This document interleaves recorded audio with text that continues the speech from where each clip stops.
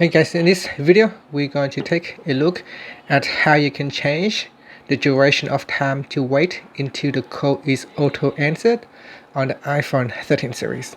First, let's go back to the home screen by swiping up at the bottom of the screen, and on the home screen tap on settings. In settings you want to go down and tap on accessibility, then we go down and tap on touch. Next, go down to the bottom and tap on Call Audio Routing. In here, tap on Auto Answer Calls. And then, if you want to change the duration, the time duration, then just tap on the Add button or the minus button to increase or decrease the time to wait until the call is auto answered. And that's it. Finally, you can tap on the back key to go back to the home screen.